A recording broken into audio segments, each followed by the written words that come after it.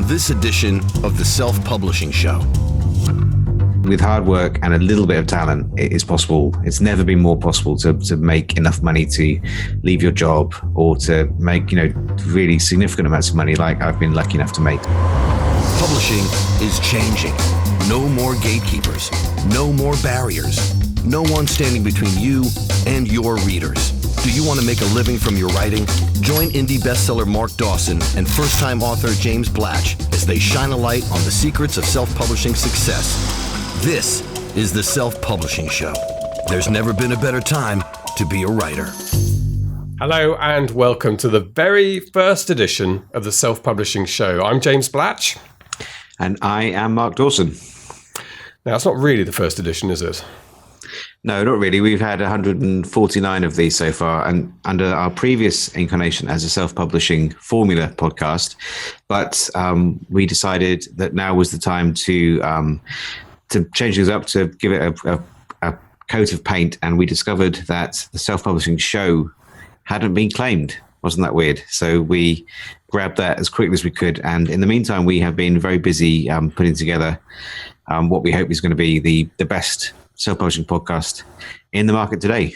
Yeah, and I guess there are two reasons behind it. One is that we're moving to video a lot more, so I'd urge you to visit our YouTube channel and watch this show if you get an opportunity to. We put a lot of time and effort into the presentation of it. And thank you, by the way, to our Patreon supporters. There is a new URL for Patreon, but it's the same account because you have enabled us to invest in this show and really bring it up to where we hope it is today. And the other reason, I think, for rebranding and upping our game is that we started at the tail end of the pioneer phase. I guess we're still in the pioneer phase of indie, but when there was a few people who were pioneering and working out how to do this, and in a few short years, indie publishing has transformed into $1 billion industry. It still feels the same sweet, supportive environment, which is great, but it is a fantastically vibrant and exciting, and I hate to use the word, but I'm going to use the word transformative industry now, and we want our show to be at the heart of that. We do, absolutely. Yeah, the ethos is the same, but the opportunities are much greater now than they were when I started out. Yeah, which sort of brings us on to this episode. So what we're going to do is we're going to talk a bit about you, Mark, and what you do and how you do it and how you got there. And that's all comes from a post that you put into the Facebook group. We have a community Facebook group, which I know most of you will be a member of. Of course, you can just search for Self-Publishing Formula on Facebook and you will find it. And last night you reached a landmark and you posted in a screen grab of your KDP dashboard. And at the top of that were your year-to-date earnings from the 1st of January 2018. And it was, if I remember rightly, $1,055,000. So you're a seven-figure a year author now. How does that feel? A bit weird, to be honest. It's pretty nuts. I'm very flattered and surprised, and feel quite lucky to be in this position. And was very flattered by the support that I got from the community when I posted that into the group last night. It was really, really lovely. But it was fun. It was a fun evening. I spent dinner with Lucy and her mum and her husband with my phone out, basically refreshing it every 5 minutes, which was kind of what I used to do back in the day, just waiting for that to tick over, to go from, it seemed to be stuck on $999,000 for quite a long time. And then around about 10 o'clock, it ticked over. I grabbed the screen and posted into the group. And then I had a very good day yesterday. Yesterday I did nearly $3,500 worth of sales yesterday, which was the best for ages. Since the September slowdown. So really, really pleased to be able to have kind of crossed the line triumphantly. And now 3 weeks left to go. Just wonder how much further I can push it this year. Yeah, and we should say that the KDP dashboard is not your total sales. So in actual fact, you if you had a spreadsheet somewhere that had all your sales together, you are very much 7 figures a year. Oh, yeah. It doesn't include Audible. It doesn't include my Thomas & Mercer income, which is reasonably significant. Audible quite significant too. It doesn't include nonfiction, so any of the SPF stuff, none of that's included. So, yeah, I mean, it's revenue this year is considerably north of 1 million already, but this was just for digital sales on Amazon. Good. Well, we congratulate you, Mark, and we celebrate your success, which is one of the key, I think, aspects of this community, that we do that. And the reason we talk about this, and we're talking about it in commercial terms, and for not everybody, the money-making aspect is not the end goal for them, which is, of course, absolutely fine.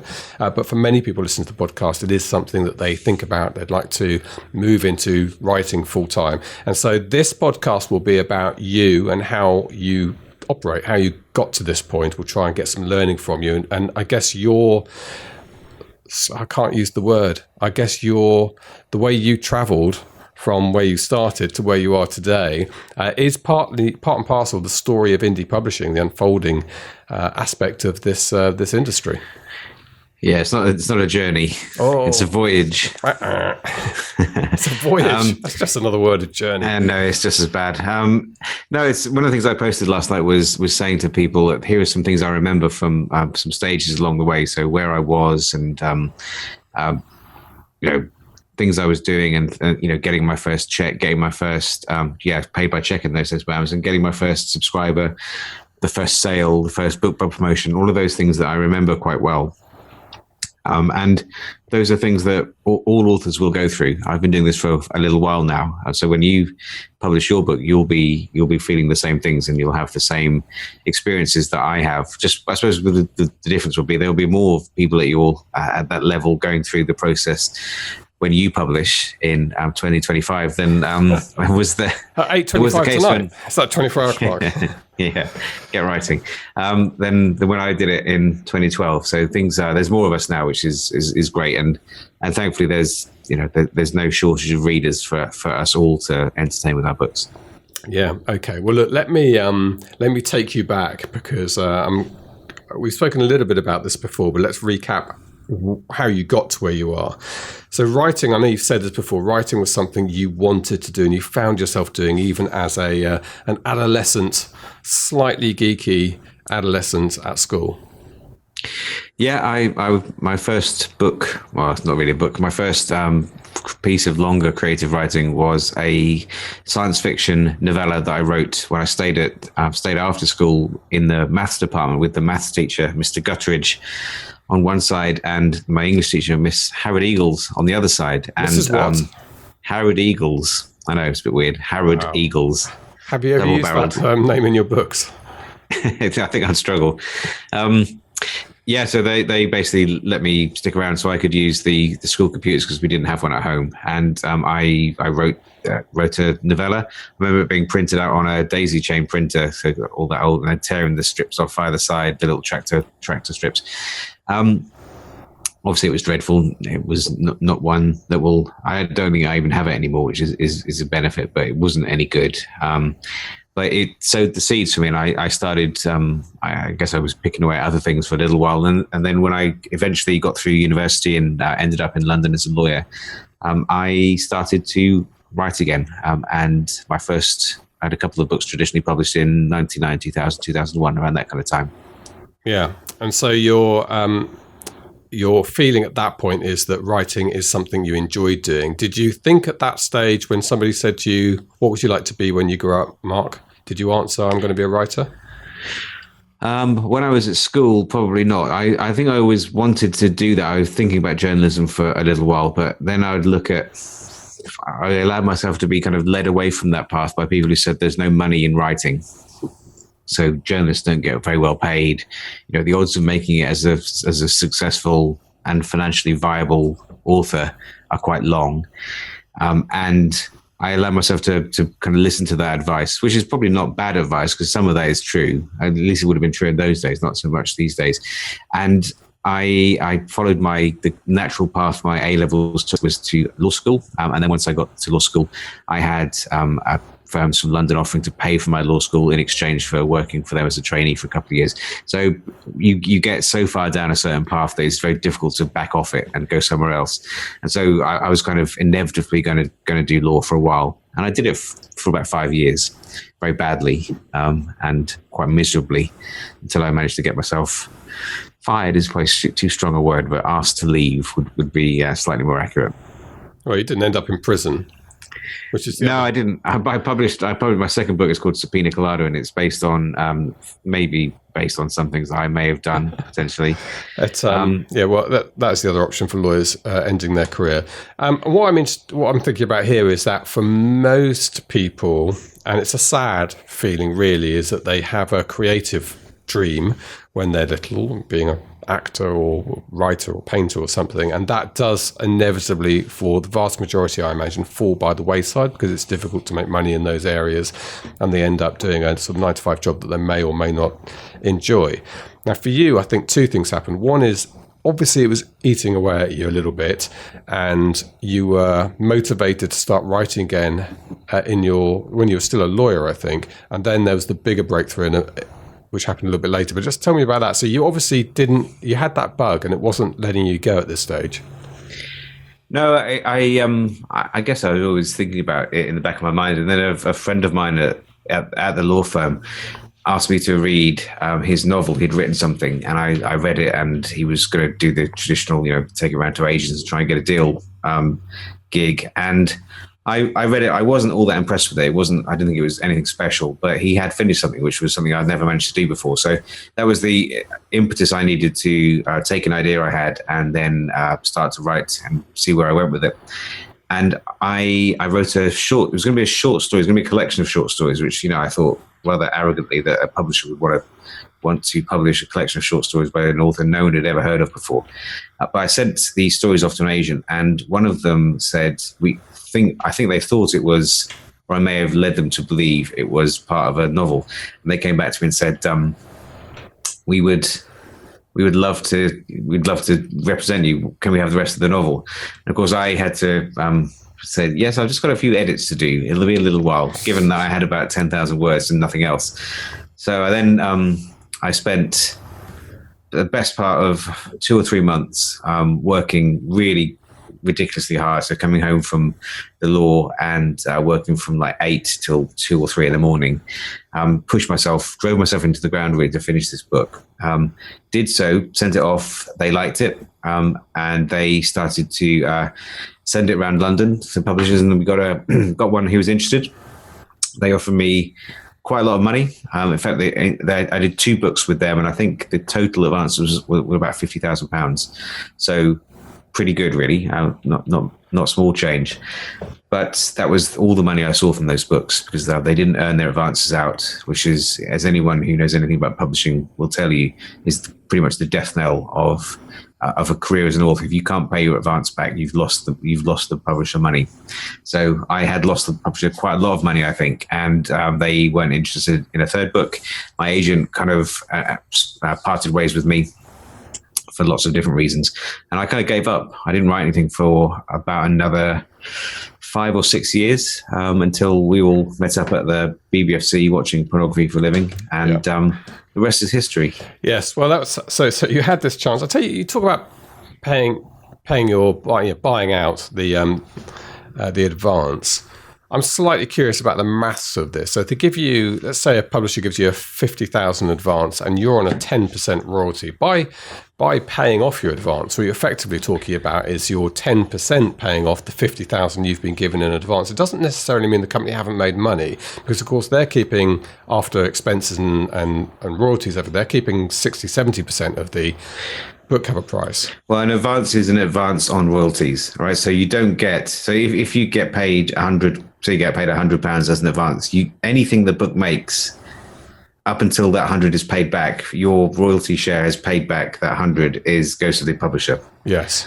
So, but what I mean is, if they say, okay, you haven't earned a clear royalty yet because you've still got your advance, you're talking about, of that £100, nominally 15% of it was going to go to you, and that nominally gets set aside against the. Oh, I don't know. Well, what I'm saying is, I think publishing companies can make money from something, and they're before the advance is paid off. But anyway, I'm curious because these deals are still being offered, and authors are still doing the sums on whether it's going to be worth it for them or not. And we perhaps should, I'd love to get, so this is an aside, I would love to have in front of us 2 or 3 standard contracts that publishers are offering today, and we can run some figures, and we can tell people, give people a guide on what they think the book's going to do and what the sort of risk assessment is on this. But anyway, that's an aside. Okay, so you had a second bite at it.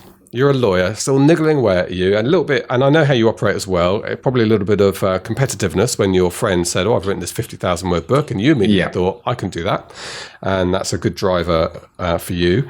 And you had a very typical traditional publishing experience that everybody apart from a handful, figuratively speaking, a handful of top authors have, which is that it didn't do so well. Publishing company lose interest in marketing it after a little while, drops away, and then you sit there thinking, well, was that it? Was that my writing career over? Mm-hmm. But then something else happened, as you mentioned. So you then dodged jail, finished your law career, ended up at the British Board of Film Classification, where you and I watched films and pornography, filthy pornography, for a living, and cut it with our red pens, saying ban this sick filth. It was a great job. It was well paid. It was in a fantastic part of London, Soho. One of the highlights was working in the centre of Soho. And I remember almost the day, you and I and another guy called Jim used to play a bit of poker occasionally at lunchtime. And it was around that time that Jim said to you, I've actually made a little bit of money from my writing, from my book writing. And then competitive Mark, also yearning to write Mark, woke up again. Yeah, exactly. So he'd published, and another guy, another friend of mine called Brian, also was doing the same thing at the same time, and he was doing it a little better than Jim was. And I thought, I opened my eyes to possibilities. So I started writing again, and I wrote a novel called The Black Mile, which was set in Soho, so not far from where we were working, and involved a serial killer, a real life serial killer from the Blitz during the 40s. And it took me a long time to write it. I was very keen to make sure it was authentic, so I was doing trips to the National Archive to look at the real, the boxes of police reports and crime scene photographs from the real case. Going up to Colindale to the National Archive for newspapers and looking through old microfiches of newspapers in the 40s, which was great fun. And I dumped all of this into this book to make it as authentic as possible. And then I think it probably took me about 18 months to write it, which is glacially slow by my pace these days, by most authors' paces these days. But put it out there. Well, before that, I got another agent. She tried to sell it around London because I still, even at that stage, thought that traditional publishing was the way to go. So I still hadn't completely learned my lesson by that point. We got a few nice rejections from people who said that it wasn't quite right, or they published something similar before. And so it's just sitting there on my desk, and I thought, well, it's not doing me any good being here. I might as well self-publish it. So I learned how to do that. I put that all together, got a cover, got a friend of mine actually to paint a cover for me. He's a very good artist, and he painted this cover that I thought was brilliant. Changed that now because it didn't work so well, even though this is this gorgeous image. Put it up there onto Amazon and waited for the flood of money, waited for Jeff to back up a Brinks mat truck onto the lawn, tip it up, and all these dollars would pour out. Didn't really happen like that. The first check I got from Amazon, I think, was for about $11, which was still a cool moment. Still one I remember very, very much as a seed that something was possible with regards to self-publishing that wouldn't have been possible before. Yeah. So you had this this moment with The Black Mile, which opened your eyes to the possibility. And at some point around here, a faded, post-traumatically disordered ex-MI6 agent came into your life. When did he wander up to you? I was going to say there's no way to talk about Lucy. I have no idea that was her past, but no, this was Milton. So I was I don't remember exactly how that came to me or why I decided to go off in a different direction. It was probably because I realized that there was I was fishing in a smaller pool with a kind of noir 40s fiction. I was reading lots of James Elmore at the time, and thinking about that kind of stuff. And it's probably a smaller pool than the one that Lee Child fishes in, for example, with one of the best-selling authors in the world. So I wanted to write something that be attractive to a much bigger audience, but also be something that I would enjoy writing. And I'd been thinking about a character for a while. I used to love the 1980s CBS show The Equalizer, starring Edward Woodward. You would say that. Which is the reason why there are consonants, of course, because if there weren't, he'd be E-R-U-R. Yeah. And so, yeah, I thought I'd love to take that kind of character and update him and mix in a dash of Daniel Craig, Ian Fleming style Bond, so not the kind of the Roger Moore Bond that you like, but the more gritty Bond that came back with Casino Royale. And so I thought about that for a little while, and then started to write. And even then it was weird. I mean, the first book, The Cleaner, is one that has sold hundreds of thousands of copies, but still is not. If I was writing it again, I wouldn't have written that book because it's set in the East End of London. I use a lot of gang slang, so it's all authentic. So, I mean, I've just actually sent a sequel to The Cleaner to my advance team, and a lot of the Americans are coming back saying, why are they referring to the police as feds? Feds is an American term, which is, of course, it's true, but I know it's also a term that's used in London. But not many people know that. So I'll probably actually take that out, because if most people are thinking I've got it wrong, yeah, it's not doing me any good. So I'll probably be taking that out. But anyway, so it's not the most successful book. It also doesn't end it doesn't end happily with all the ends nicely knotted up. It's quite an open ending, and it's quite bleak. So it's not necessarily the exactly what you'd want. It's not Jack Reacher going in and saving the day and riding off into the sunset. It's very much different from that. So anyway, I started writing that and published it, and it started to do reasonably well. I don't remember exactly what the numbers were, but it started to sell a little bit. Enough for me to write another one. I had another idea. I thought I'll take Milton and put him. One of the benefits of him is I can put him anywhere in the world that I want him to go. He just travels around. So went to Mexico for the second book, and to San Francisco for the third book. And by the time the fourth book, which is called Ghosts and is set in Moscow and is slightly more Bondish and it's kind of very international in its scope, this was like 2014. I was starting to do maybe $2,000 or $3,000 a month, so not a million miles off what I was earning in my full-time job. And I could see at that point that maybe this was something that, to my surprise, could be something that I could do as a career. So this decision to write Milton, I'm interested in, because a lot of us, and I include myself here, are at this stage of thinking, well, this is what I enjoyed writing, but I've got to think about what is going to sell, writing to market, this sort of decision that we make. You obviously had that background of enjoying writing a noir book, but was Milton a purely commercial decision for you? Did you just think, okay, what's working, I'm going to do that? And did it take you away from writing what you enjoyed writing? No, I love writing Milton. I love writing everything, to be honest. But I've always enjoyed his stories. They're fast, they're addictive for me to write, and that usually translates to them being quite hard for readers to put down as well. That's one of the things the nicest bits of praise I get from readers is that they were reading at 4 a.m. because they just had to keep reading. So it wasn't commercial. It was a blend of motivations. One of them was, as I've hinted at, was commercial. I knew there's a big audience for that kind of book, but also it had to be something that I would enjoy. And then thirdly, it had to be something that I could write quickly, and I didn't need to go and do that exhaustive research that I'd been doing for the last couple of books. It had to be something I could research online, which all of those things have proven to be true. They're easy to write in terms of research. They're appealing to a big slice of the thriller market, and I love writing them. So everything is operating optimally at the moment.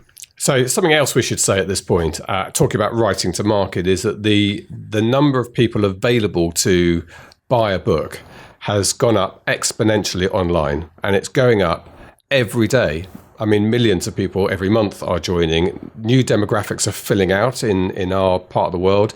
Other parts of the world, like emerging middle class in Africa and in the subcontinent, are growing, and Amazon's presence is evolving around the world. So we do hear complaints from some people saying, well, there's too many people, it's too competitive now, more difficult to get sales. But then we also hear stories from people like Octavia Randolph, and I know you mentioned her occasionally, we've had her on the podcast, as somebody, as an example, who has a niche that she loves writing and adores it, it's obviously brilliant at writing in it, but frankly, this is not a commercial niche, is it? Well, yes, it is. Well, it is a commercial niche, but if you went to a publisher with it, yes, no, I think probably publishers would think twice about it, because they might look at the scale of historical Scandinavian romance and think that's quite small. It'd be difficult for them to make a profit given their additional overheads. But for a clever indie who can write well in that niche, like Octavia, she has generated a healthy six-figure income from those books that she loves, and that is what's possible now, and that's very similar to me. I mean, it's different in that I am writing in one of the bigger niches, so romance probably the biggest in terms of hungry readers. But Lee Child, James Patterson, these are two of the biggest authors in the world, and those are two of the authors that I aim to emulate, certainly in terms of the kind of content of my books. And with those opportunities, it's possible to do really well. As it's possible to make $1 million from your books in a year, which sounds a bit nuts, but it is. I've demonstrated that that's possible, and I'm not the only one. We should probably state at this point that I can think of several authors in the SPF community who are doing better than that, and I've met plenty of other authors who are doing even better than them. So there are a lot of authors who are doing very well. And Amazon had a stat out not too long ago, something like 1,000 authors are making more than 100,000 a year on the Kindle platform. Of course, what that doesn't show you is it doesn't show you the maybe the 50,000 authors who are making 50,000 a year.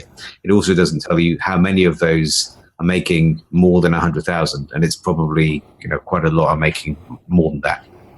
Yeah, I think I mentioned at the 20 Books Vegas conference, there was a moment when Craig Martell asked people to put their hands up, who's making 5,000, who's making 25, who's making 100, and who's making more than 100,000 a month.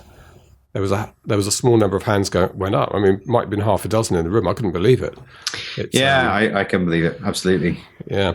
And the last thing to say, because just on this particular subject, is that making money at this level or making this amount of money is not necessarily your own expectation. If you're listening to this, you might be listening to this podcast because you want to learn about writing, you want to be able to get your books out there, but you don't have pretensions of being a millionaire from it, and that's absolutely fine, of course. Yeah, neither did I. It was never I didn't think it was possible, and it wasn't my goal. I'm not that, I'm not materialistic either. It's a good way of keeping score, but it's not something that I go to bed sweating about. Also, you don't go to bed sweating anymore, no. No. But another thing, it's the self-publishing show now. We are well known. I'm well known for being the author who does Facebook ads and Amazon ads, and I understand marketing, I think, quite well. And so the authors who listen to a show like this or watch it on YouTube or follow us on wherever they follow us, they are interested in.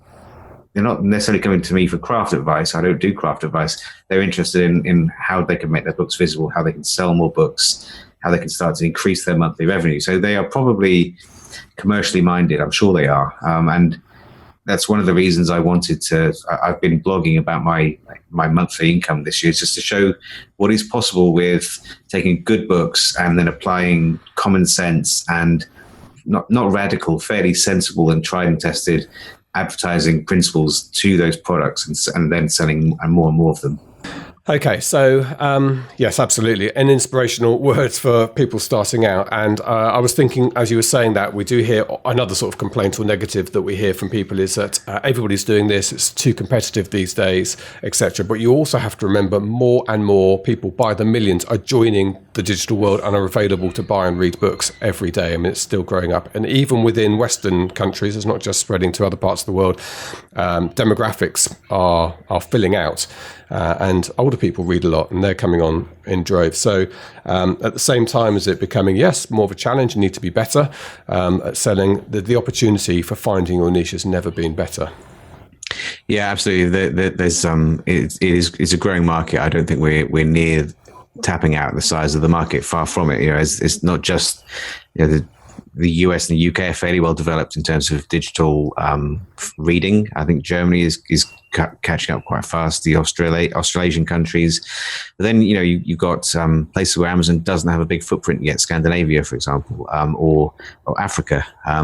People are coming online in Africa at a very fast rate. So the market is ginormous. We're not anywhere near the upper end of it yet. Okay, so I want to take you back to not the J word, but the experience that you went through to get where you are. You put it up for free, so you discovered that you could put it up for free. Now, let me ask you about that before we talk about the fact that you didn't have a mailing list at this point. How nervous were you about this prospect? I mean, what was it a sort of psychological hurdle for you to get over to suddenly make your book free?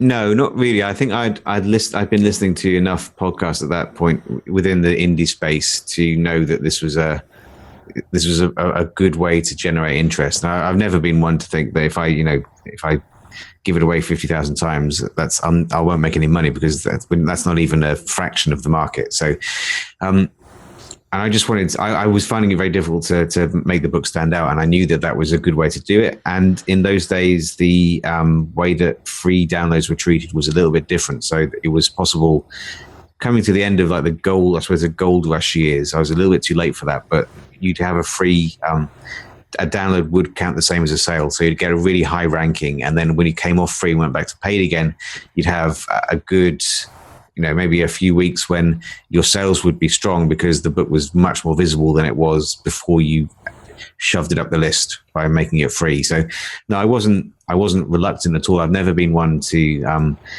look at free promotions as cheapening art or not valuing my writing. It's quite the opposite. There are plenty of examples in traditional industry of people giving away something in order to get you to buy something else. So, you can look at going into a supermarket and having a little taste of salami on a plate, because they'll sell you, if you like it, you're going to buy something that might cost £3 or £4. And the slightly more illicit example is, when James, when you go to your dealer on a Friday night and he offers you a free sample of whatever he's just had imported from Holland, you give you a free one because he knows that once he's got you hooked on that free sample, you're going to want to come back. And at that point, it won't be free anymore. You're going to have to start paying. So, similar, drug dealer economics. I could see that there was something that would work quite well. Yes, well, often these huge illicit industries are the ones that lead the way. And we know from our experience with the BBFC that pornography led technology for a long time. All the big developments, it always does. VHS and DVD and all this stuff, and print was led by porn. So there you go. We've got a lot to learn from these people. Now, you gave it away. You sat under your tree and looked at your phone and thought, oh my God, 50,000 people now have my book, which was a great feeling. And then you suddenly realized that you didn't have their email addresses. Yeah, I don't think I realized at the time. I think it was something that I realized as I taught myself things I needed to know. And I realized that was a really bad lost opportunity. So I'd had this, it wasn't just I didn't have their email address. I had nothing else. So I had no other real presence on Amazon. This was the first book that I'd published, and there was nowhere for them to go. There was no end matter. There was no, here's a website, because I didn't have a website. There was no join the mailing list and get something. But, for actually in those days, you didn't even need to do that. You could just say join the website, the mailing list, and you'll get updates on when the next book is out. I didn't do that. I didn't do anything. I was just basically putting things up, crossing my fingers and hoping for the best, which is sometimes that works, but it's not very often. And it didn't work that way for me. Yeah. So where did you learn your trade? Your early mailing list decisions?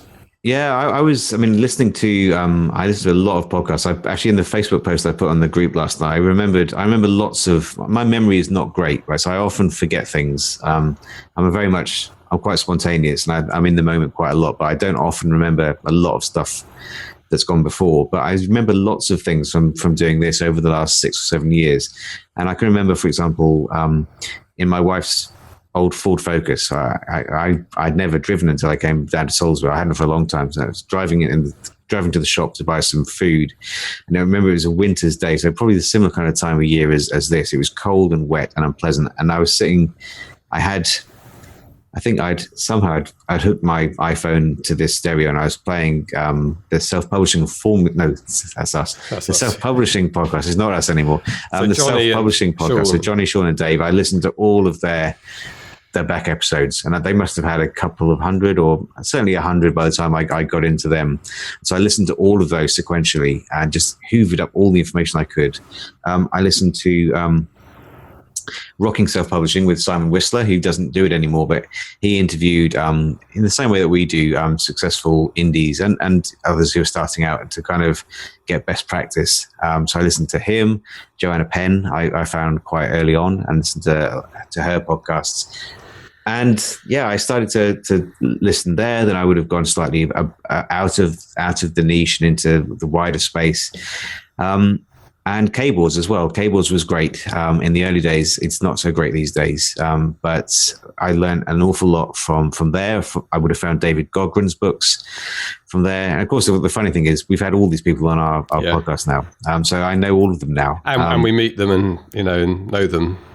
And I teach them, which is, it's pretty nuts. But so just how it all comes around. But I mean, David's books, Let's Get Digital, Let's Get Visible. Digital especially, I remember reading it thinking like, oh, this is brilliant. He's a very clever guy. And I could see what his message was and what he was saying was possible. So yeah, I just I sucked up as much as I could. Kboards was a good resource in those days. Hugh Harry was posting there regularly. Russell Blake, who again had him on the podcast. Even it was kind of the end, just after people like Amanda Hocking and John Locke, who were kind of real trailblazers in the days when it was you could put anything up on the Kindle with a cover you made yourself, and you charged 99 cents, and you would clear up because no one was pricing that way. It was that was the gold rush. You could make thousands and thousands of dollars in those days. It's not like that now. You have to be a lot more professional. But I was learning from those kinds of people as well. Okay. So you set up a mailing list in MailChimp? Yeah, eventually I did. Yeah, I've always used MailChimp for that. Set that up. Again, I was looking at some of the early editions of some of my books, like the Art of Falling Apart. I actually started looking at maybe editing that because it's embarrassing. And I looked at the back, and there is a mailing list sign up. But what I've done is I didn't know how to embed it on my website, so I just used the ugly URL that MailChimp gives you. Yes, okay. And I could have used a bit.ly link or some kind of forwarding link or pretty link or something to make it look nice, but I didn't even do that. I just dumped it on the page. It looks absolutely abysmal. But I tell you what's interesting about that.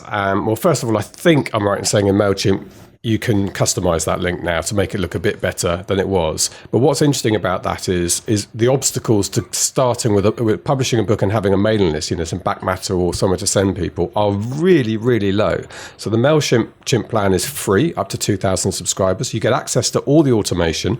You get access to this website, which is effectively an author website for you. It's a landing page that people go to. You don't need to go to one-on-one or Bluehost and get your own domain or anything like that. You can get going straight away, and it's not that complicated to start transferring that to your own domain as you go down the road. And that's something we teach in detail in the 101 course. But the obstacles are low to this entry point as long as you know what it is, as long as you understand the workflow, the flow of the reader to your list and so on. Yeah, I could work. I've always been good at that. I like logical flows and funnels and things and patterns. I can see, if this is X is 1, then Y is 2. My brain does work in that way. I'm a reader, not a number in your algebra equation. Yeah, but you can see patterns, and I quite like that kind of stuff. Logical branching. I did lots of choose your own adventure books when I was younger. I kind of enjoyed that kind of stuff. So I could see how these things could work, but I'm not good technically. So I've never coded my own website. I really wouldn't know where to start. I've always paid people to do the things I can't do, or they were more efficient for me to have someone better, because even if something costs me nothing in terms of time, in terms of money, it's going to cost me a lot in terms of time and sanity and all that kind of stuff. And it would just makes more sense for me to to hand it off to somebody else, especially these days. But even in the early days, I would do that too. But no, I was terrible. I was technically not great, but I would learn what was necessary and find a way to get it done. Okay, well, let's talk about your writing again. So at this point, where are you with your writing? You've come up with Milton. You've written, did you write from the beginning, because you've got a short, is it 2,000 yards, I think is the novella? 1,000 yards, yeah. 1,000 yards. It should have been 2,000 as a better aiming point. But if you'd come to me, I would explain that to you. 1,000 yards. And you wrote that at that point as your novella, as part of your sales pitch alongside a full... No, I wrote that one maybe 3 books in, because at that point I realized that I needed to give something away. So we were on holiday in... North Korea. We were on holiday in North Korea and Spain, I think. And my children were young. I think possibly it was Freya. Yeah, Freya was still a baby, and she'd have a 2-hour lunchtime nap, and so I'd sit with her and I would write, and I wrote that in over that week pretty much. So about 15,000 words, and then obviously I polished it and got it ready, and been giving that away. That's never been charged for. It's always been free, and that's I must have given away 500,000 copies of that, I guess, over the years. Okay, so at the point you set up your first MailChimp mailing list, where were you with Milton? I can't remember. I would imagine. Yeah, I must have had it from the start, but I probably wasn't giving anything away. I was probably, join the mailing list, and and I'll shower you with the benefits of my wisdom, but nothing else. So at some point, from the writing point of view, as your mailing list started to grow and you started to understand this process, your editorial decisions about writing really focused down on these new genres, and we'll bring in Isabella and Beatrix at this point. And you really kind of left what you perhaps enjoyed more, the noir stuff behind? No, I enjoy Milton more. Okay. Yeah, I've always loved they're fun books to write. I like writing. I can write anything and enjoy it pretty much. But yeah, the noir books were complicated, very plot driven, and lots of research. And I like research; it's fun, but it's not necessarily. Okay. I could spend a year writing another one of those. I still get a lot of readers asking me to do another one, but I'd have to spend a year writing one, and I prefer to write 3 or 4 books, because I know that I won't make 4 times as much with a new noir book as I would with one Milton book. So, economically, whether I ever get back to that or not, I don't know. Probably not. It's unlikely at the moment. Okay, so you're churning out Milton books. Sales start to rise at this point. You're still at the BBFC. Yeah, coming into the end of 2013, I was starting to see it was making maybe a couple of thousand a month. I remember calling my mum. I was taking Freya for a walk. The house we used to live in, I used to love in the countryside. I'd walk her while she had asleep, and I remember calling my mum and saying, "I can't believe this. I made $200 yesterday." And I was going, well, if I could do $200 a day over the course of a month, that's quite a lot of money. Good at maths, aren't you? Yeah, no, I can't do. I'm not good at multitasking. I know I could also work it out. 6,000. Yeah, there you go. So, I think 6,000. That's very, very good. I could do that, and that would be enough to think about actually leaving and writing full time. Yeah, so I know new writers will do this, and you'll do this too when you start, is you will obsessively check your sales, right? You will get a tab open on your phone, and you'll refresh it every hour, probably more than every hour, and you'll get very excited when you make one sale.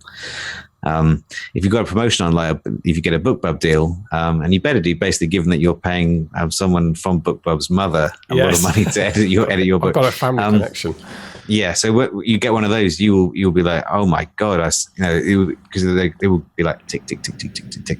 Sales will just flow in, and you do 3,000 or 4,000 sales. But I remember I would do that obsessively, and then every night I had a big spreadsheet, and I would go through all of the vendors, so Amazon, UK, US, Barnes and Noble, Apple, Kobo, Google, and maybe I had 10 books, and I would go through and I would note down on the spreadsheet each day I would say, or I've sold an extra 2 Milton books today on Apple, and I've sold 3 on Amazon, and I'd work out what the daily amount was. And when I started, I could do it in like 15 minutes, but by the time when I eventually stopped, it was taking me an hour every night to do that, and which was really silly. This was before book report and anything like that. It made it easier to do that. But I suppose it was validation, really. I really enjoyed it because I could see patterns developing, that I was making, maybe making $20 a day, then making $100 a day, then $500 a day. You could see things happening. And then getting to 2014, I think I wrote in 2014 5 or 6 books. Certainly, I was around about 1 million words I published, and this was on the train going from Salisbury to London and back. Just couldn't stop writing. It was really productive. Never been that productive since. And at the start of the year, I think I was making about the same as we were making at the BBFC. By the end of the year, I was making about £20,000 a month, which was quite a lot more than we were making at the BBFC. And at that point, Lucy was either pregnant or on maternity leave, but she'd said at the start of the year that, if you need to think about going full time now, because it's not efficient for you to go to work because you're making more money doing what you love. But by the end of the year, I'm quite conservative and cautious, and I couldn't really put that off anymore. So they were offering redundancy. So I was like, thank you very much. I was going anyway, but if you're going to give me 20 grand, I'll take that. And that was that. And I think it must have been November 2014 I quit. And I've been doing this ever since. You must have made more than 20 grand. I think I made 30 grand. I came after you and left before you. But well, you had dirt on them though, so yeah, I did. I had filth on them, and I still hold them to ransom every now and again if I run short of cash. Yes, I mean, they were good jobs. This was $50,000 to $75,000 a year jobs that you and I had watching films for a living. And although I'm still amazed, you are very conservative when it comes to money with a small c. The fact that you're making $250,000 a year and you're still umming and ahhing about whether you should move into writing. Yeah. But I suppose, is there always that feeling that this is almost too good to be true, that the tap could be turned off tomorrow? Yeah, absolutely. Yeah, I mean, it still feels that way. I mean, it's been Kindle's been 10 years now, so it's established now. But you do kind of wonder. There's a number of reasons why. I mean, it does feel too good to be true, and I'm beholden to one company at the moment. Almost all of my sales come through Amazon, and I don't love it, the concept of being exclusive, but at the same time, Amazon, I know Amazon very well now. I've got good friends who work at Amazon. I speak at conferences. They've flown me around the world. I trust Amazon. I trust the people who work there. They're all book lovers, very smart, and they love what they do. I'm not concerned about that. On the other hand, it would, to have a little bit of spreading my eggs around other baskets would not necessarily be a bad thing, but it is how it is. Yeah. Well, we're in a world where there are readers who consume books on electronic devices and pay for them in $1 billion turnover, and whichever companies are facilitating that, they will be there. So for whatever reason, if Amazon does have an implosion, and it's not inconceivable, Facebook has had a rough 12 months, we use that for our advertising platform, they'll be replaced by something else. They're not our concerns. Our concerns, if you work for Amazon and Facebook, you would worry about that. From our point of view, you're going to have a transition period to a new. I suspect this is not going to happen for either of those very large multi-billion dollar organizations, but people don't need to fret that much about it because the fundamentals are there. I've got my new Kindle, by the way. I've got the very new one. Have you tried this? You could drop it in the swimming pool when you're on holiday. Which one is that? Well, it's the paper white new one. It's waterproof. Okay. I don't know what it's called. Yeah. No, I've got an Oasis, I think, or Voyage. But yeah, they're lovely.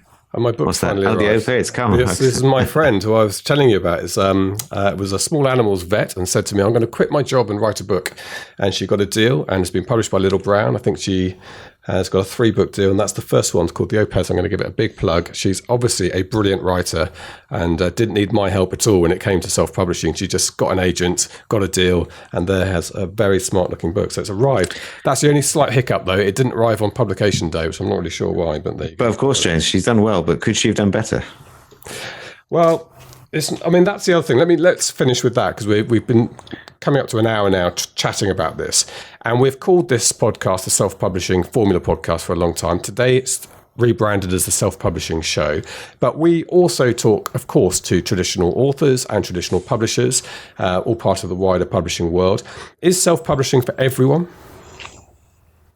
No, probably not for everyone. I mean, it's very easy to do. To actually get a book online is pretty simple to get that done.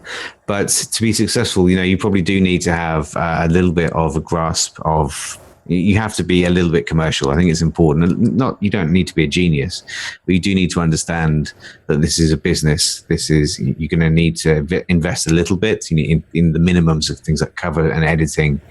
Although others will disagree with them on things like editing, I personally think it's important. But so not everyone would need to do that.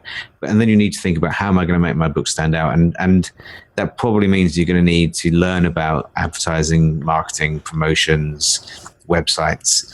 Unfortunately, when there are courses you can take now. I can't think of any off the top of my head, but when I started out, there wasn't anything. There was nothing at all like that. You had to learn yourself. It was very different back then. And places like K-boards would be where people shared ideas. These days, we've got Facebook community of thousands of people. We've got thousands of people who've taken our courses. We've got podcasts like this, a YouTube channel that we're working on now. There's a lot more. You can basically drown yourself in information, just kind of open the taps and let it all flow over you, which was not really the case when I started. But yeah, to answer the question, it's not for everyone, but I think it's probably, if it's for more people than others would imagine. And I think the odds, I know, judging from things like Data Guy's analysis, that the odds of making good money, like kind of not having to work money, are much more significantly in your favor if you self-publish, or if you have self-published over the last 5 years, as to whether you've been traditionally published. Okay, well, I'm going to try and get Emma on the podcast, because I'd love to hear her side of that experience of, well, first of all, hear her process about writing for somebody who's come at it, I think, fairly cold. I don't think she did any writing before this, so that's been brilliant. It reminds me a little bit of Chloe Esposito and Felicia Yap, who we had on last year, I think, who both sort of learnt their trade and got fantastic deals. But what would also be interesting is, where they are now as their second, third book, done a good follow-up, I imagine. I mean, I think Chloe in particular would fly in indie publishing. I think she's got exactly the right brand and appeal to the typicals of indie readers, or readers of books. But yeah, there you go. I mean, let's wrap this up then, because we're knocking on an hour now. You have very satisfyingly reached a point where you're making $1 million a year in revenue. Just tell us a little bit about the daily workload that goes into that and the costs that you take out of that revenue. Workload is, I work pretty hard. So I'm at my desk at 8:30, and I usually pick the kids up, or often pick my daughter up about 5. So I'll work, I suppose the normal office hours, 9 till 5, pretty much. I don't work evenings very often. Very rare for me to do that. And I don't work weekends. So I've got a small family, so it's not possible. Really, it wouldn't be fair. But I'm focused. I don't take time off.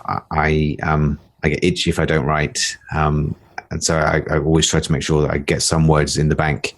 And then there's tons of other stuff to do. Plus, of course, things like SPF, which is not a small concern anymore. So there's that. And in terms of the cost, I think I'll know a bit more when my accountant runs the numbers for me. But my guess is, my educated guess is, probably between 15 and 20% of revenue is spent on costs. So production, advertising, especially, that's the biggest expense. And other stuff, just kind of business running stuff.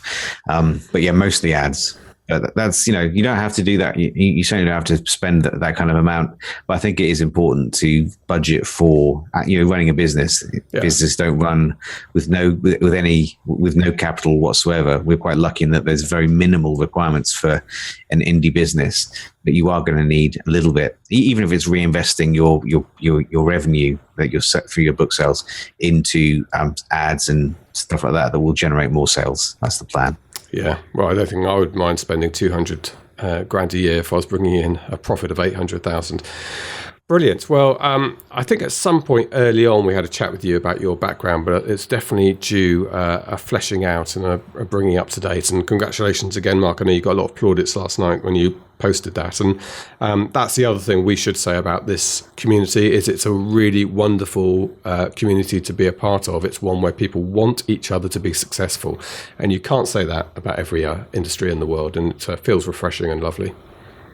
Yeah, it's amazing. It was lovely last night. And it's quite fun. I wrote that post within about 5 minutes, just very easy. It just kind of flowed out. Nothing. I didn't have to think about it. I think I've obviously been thinking about it for a little while because I knew this was coming up. But yeah, woke up this morning, 1,000 likes, and I don't know exactly what it is, but it's quite a lot, and a lot of maybe 400 comments. Really lovely. So it's great. And I don't post that to gloat or to show off. It's really to, this is possible. You can, I'm nothing special. I'm not an amazing writer. I'm not an amazing businessman. I'm quite good at lots of things. Jack of all trades, master of none, really. But with hard work and a little bit of talent, it is possible. It's never been more possible to make enough money to leave your job or to make, really significant amounts of money like I've been lucky enough to make. So what I wanted to do was to inspire people. And some of the nicer comments that I saw when I looked at it were from people who, said that they had a tear in their eye, and it's lovely. And if it means I can help others to realize what's possible, and it's not easy, but how easy it is to do it, then mission accomplished, really. Fantastic. Well done, Mark. We were really excited for you, and hope we speak to many more authors who've been inspired by you to the point where they're doing the same thing. We've already had that, and that must be very satisfying for you to hear people talk about starting off listening to you and then transforming their lives. Good. Now, we've mentioned the Facebook group a little bit, so you can go to, in fact, I can tell you the actual URL is facebook.com/groups/SPF secret group. I think that is. Yes, or just probably easy to go to Facebook and search at the top for Self-Publishing Formula. Yeah, you'll find us, and that's our main community. We have quite a few Facebook groups. A few are dedicated to the courses for students going through those. You can support the podcast at patreon.com. So if you go to patreon.com/self-publishing show, you can become a supporter of the podcast. And I will say to people who are existing Patreon supporters, we did email you this week, but we have changed the URL. You would have noticed it was SPF podcast before. It's now /self-publishing show. It's exactly the same. You are still a Patreon supporter. Nothing else has changed. It's literally the URL of how to get there has changed. And that's it. I think we've got a book lab. Go on. Two more things. I would say for people who are in the Patreon community, you would have either been live on a webinar with Tammy Lebrecq. As we record this, it was on Wednesday, but it would have been when this goes out, it would have been last week, which was fantastic. A really great webinar. So you get access to monthly webinars with people like Tammy in what we call the SPF University, * not a university. So you get that as well, plus tons of other things as well. And one other thing is, it should be obvious now, the fact that I have a smart camera, James has a smart camera. We've got Huey from the Fun Loving Criminals doing our voiceovers. We've got a very, very nice intro sequence now. What we are going to be pushing this year is our YouTube channel. And that will involve, we're still kind of scoping this out, but it will involve lots of regular content. So maybe stuff on craft that I don't do very often, marketing, business, little snippets that you can dip into and dip out of. So I would recommend, if you're listening on the podcast, go and look at this one now, because it is, I think you'll be impressed. And remember to subscribe on YouTube as well. So you hit the little bell button and you can become a subscriber of the YouTube channel. And then when we have new content that will be useful content, we're not going to give you fluff. You'll be notified of that, and you can take advantage of that as well. Okay, Mark, thank you so much indeed for being the guest this week and the host. This is episode 150 of our podcast, but the first edition of the Self-Publishing Show. We couldn't be happier that you're listening and watching and a part of our little world, and we look forward to talking to you again next week. Bye-bye. Bye-bye. Get show notes, the podcast archive, and free resources to boost your writing career at selfpublishingshow.com. Join our thriving Facebook group at selfpublishingshow.com/Facebook. Support the show at patreon.com/selfpublishing show. And join us next week for more help and inspiration so that you can make your mark as a successful indie author. Publishing is changing, so get your words into the world and join the revolution with the Self-Publishing Show.